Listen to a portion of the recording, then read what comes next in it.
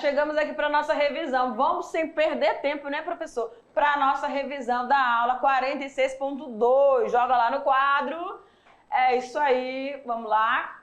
Gente, ó, ciclos biogeoquímicos. Então, na aula ciclos biogeoquímicos, nós falamos a aula 46.2. Professor, nós abordamos o quê? Dentro do ciclo, pessoal, três características muito importantes. Nós estamos falando aqui da água, falamos do carbono e falamos do oxigênio. Para mim, meu diretor, joga aqui para mim. Tanto esse ciclo biogeoquímico, a água, oxigênio e carbono, o que a gente observa neles, pessoal? Deixa a tela aqui atrás para mim, por favor, que aí eu já falo aqui e já mostro para os nossos estudantes. Isso. Olha só, importantíssimo. A água. Pessoal, a água é o meio que possibilita ocorrer todas as reações químicas. E para isso, nós temos aqui o processo de evapotranspiração. A água é uma molécula que ela muda seu estado químico, mas não altera a estrutura molecular. Então ela fica no seu estado líquido, sólido e gasoso, e através disso ela serve como um meio, um ambiente que possibilita ocorrer todas as reações necessárias para que haja vida. Tanto no processo de reprodução, no processo de respiração, no processo de metabolismo, que se divide em catabolismo, anabolismo, tanto o processo de fermentação como os processos respiratórios aeróbicos, anaeróbicos que nós encontramos. E, prof, dentro desse ciclo que a água auxilia, nós temos o quê? O oxigênio. Tanto nós encontramos o oxigênio na fotossíntese, respiração e camada de ozônio. O oxigênio, ele é produzido dentro desses processos de reações químicas, que também encontramos o carbono.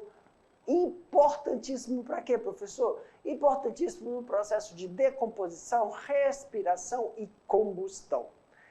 Tanto esses que vão possibilitar esta troca, a dinâmica entre as diferentes espécies, favorecendo temperaturas em ambientes diferentes, as mudanças de clima, comportamento de determinados animais em determinadas circunstâncias, quando a gente está falando lá da camada dos polos, quando a gente está falando das florestas tropicais, que mantém essa estrutura. Tanto os ciclos biogeoquímicos, que são importantes para a formação de massa de ar que vai fazer com que ocorra o surgimento de ventos, também as massas de ar polar, massas de ar quentes, que fazem com que ocorra essa dinâmica e a troca entre todos os organismos que estão fazendo um processo de interação de fatores bióticos e abióticos. Meu diretor, aumenta a tela aí para nós. Deixa eu só mostrar esses exemplos que nós vamos só citando aqui. Por exemplo, professor, quando nós estamos falando aqui, ó, das interações e trocas em relação ao ciclo da água, como esse processo, nós denominamos ele de ciclo hidrológico. Qual o outro, então, professor? Quando eu falei aí para vocês, dependendo da ecologia que nós estamos falando, a água também se encontra no processo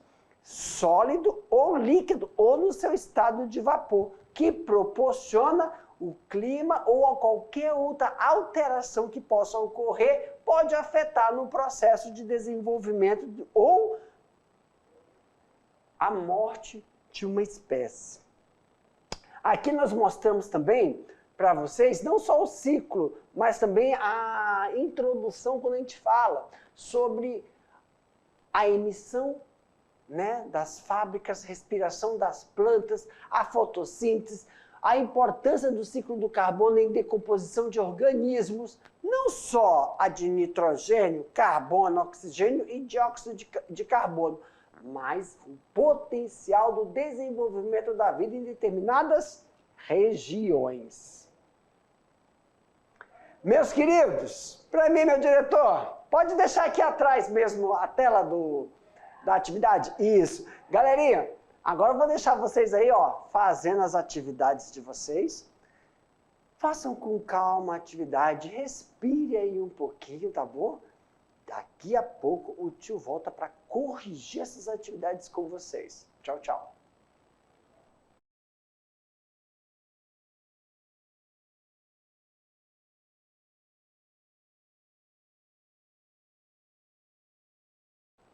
Muito bem, meus queridos. Ó, agora vocês acabaram de fazer as atividades, não é isso?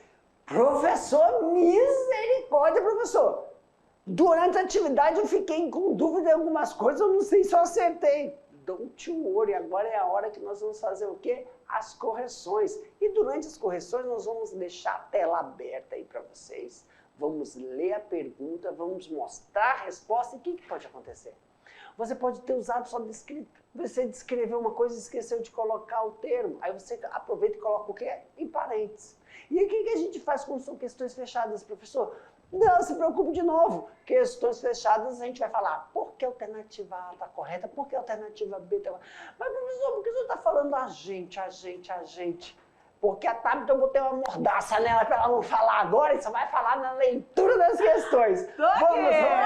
Abre a tela aí, meu diretor. Pronto, Tabita. Agora você pode ler as questões. Vamos aqui, olha só. A gente tem a questão de número 1. Presta atenção, meninos. Essa aula é legal, sabe por quê? Porque a gente consegue rever vários conceitos, né, professor? Verdade. Vários processos e a gente vê que aí envolve tudo. A química, a física, a biologia e é muito bom. Por isso a gente tem aqui o nome, ó, processo biofísico, em que um vegetal vai expelir a quantidade de água excedente. Gente, a gente falou na aula, durante a aula, que a água ela é vital. Ela é importantíssima para a manutenção da vida. Então, só vai ser liberado aquilo que está excedendo. Verdade! Cadê meu marca-texto, caramba? Excedendo. Mas ele vai ser liberado, vai ser como? Através das folhas. A gente está falando de quem, gente? Do vegetal. A principal superfície de contato entre ele e o ambiente externo. O processo de transferência da água utilizado no metabolismo da planta para a atmosfera ocorre através dos estômatos. Vocês lembram, galerinha?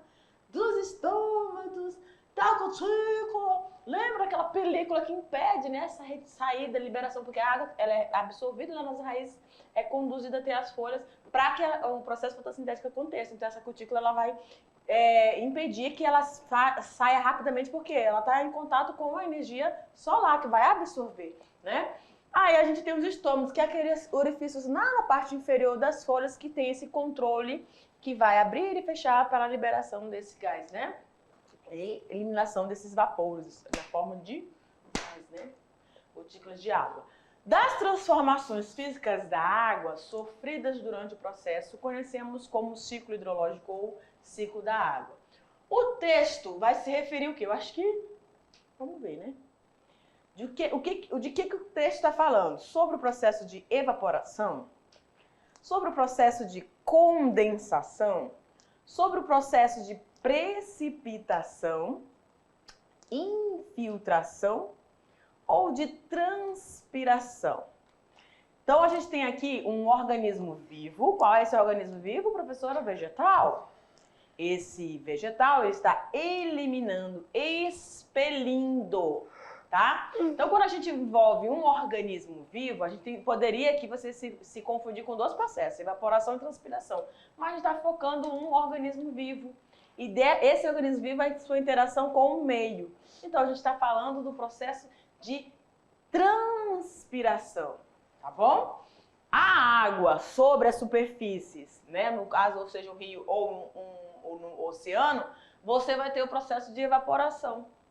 Né? Quando você estende a roupa lá na sua casa, também o processo de evaporação. Mas quando a gente fala aí dos vegetais, expelindo esse gás, essa água de forma excedente, você está falando, e pelos estômagos, pela sua cutícula, está falando do processo de transpiração.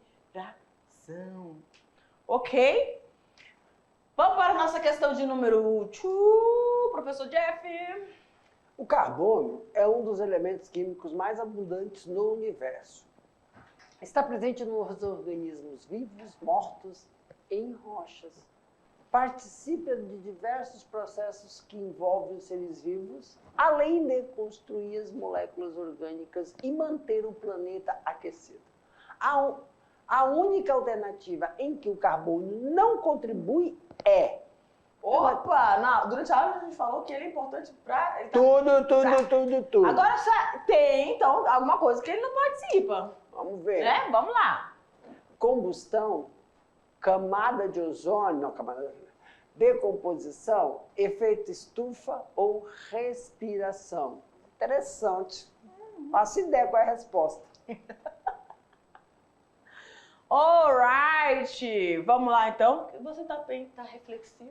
Eu tô. A única alternativa em que o carbono não que ele não contribui, nós temos ali, ó, a camada de ozônio. Em que sentido você está falando isso? Porque a camada de ozônio ela é composta pelo O3, né?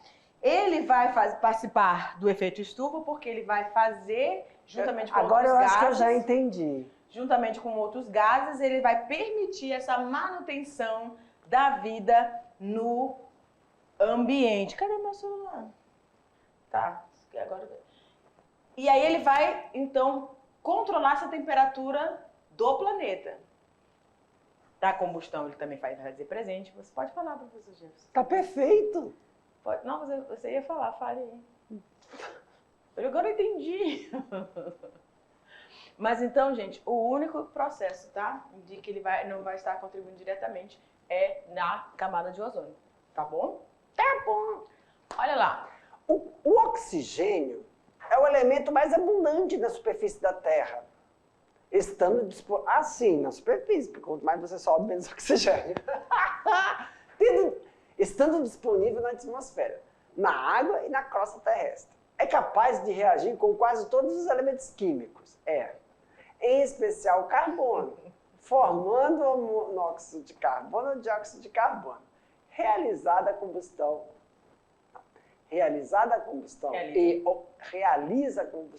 e oxida metais, produzindo ferrugem.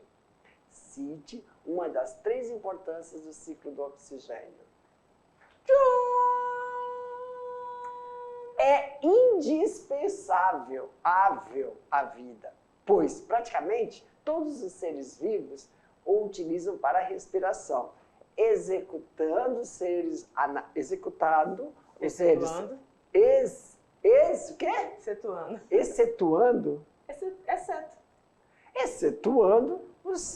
anaeróbios, como algas e bactérias.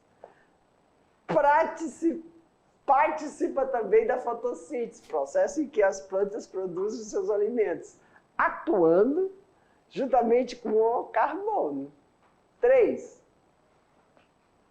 O oxigênio também compõe a camada de ozônio, defendendo a superfície terrestre dos raios ultravioletas, o VA e o VB. Vamos para o Enem? Vamos! The question 4. O ciclo biogeoquímico do carbono compreende diversos compartimentos, entre os quais a Terra, a atmosfera e os oceanos, e diversos processos que permitem a transferência de compostos entre esses reservatórios. O estoque de carbono armazenados na forma de recursos não renováveis, por exemplo, o petróleo, são limitados, sendo de grande relevância que se perceba a importância da substituição de combustíveis fósseis por um combustível de fontes renováveis. A utilização de combustíveis fósseis interfere no ciclo do carbono, pois provoca... Presta atenção na pergunta. A utilização de combustíveis fósseis vai interferir no ciclo do carbono, pois vai provocar... Só provoca. Provoca. Eu falei o quê? Provocar. Pensei que você estava me corrigindo. Não. Provoca. Aí você falou assim, provocar. Não. Eu falei errado. Alternativa A, a redução da quantidade global de carbono armazenado nos oceanos. Alternativa B, Aumento na quantidade de carbono presente na atmosfera. Aí você tem que observar a questão de quantitativo e aonde está sendo. Né? Alternativa C, aumento da produção de carboidrato de origem vegetal.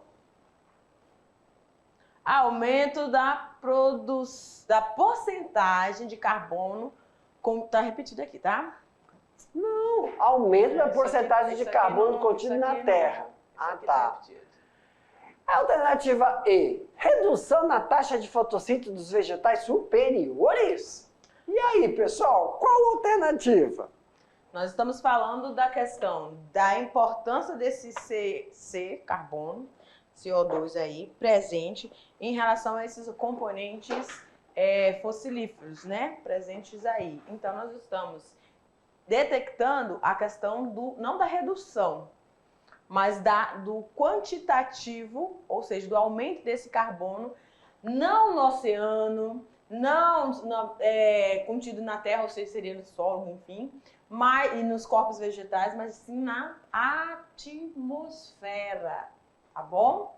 Então, a única alternativa que a gente eliminaria já a aí, a única alternativa coerente seria a letra B, aumento na quantidade de carbono que vai estar presente na nossa atmosfera, porque ele vai ter toda a dinâmica aí, passando por vários processos que vão estar equilibrando a sua quantidade na nossa atmosfera gasosa. Perfeito, meus Atmosfera queridos. gasosa mesmo, tudo bem. Muito bem. Pessoal, foi um prazer estar aqui com vocês, tá bom? Finalizando a nossa aula agora, vamos aproveitar e mandar um abraço para todos vocês e a gente volta com mais outro assunto, não é isso, Tabita? É isso mesmo, galera. Espera aí que a gente já retorna, tá bom?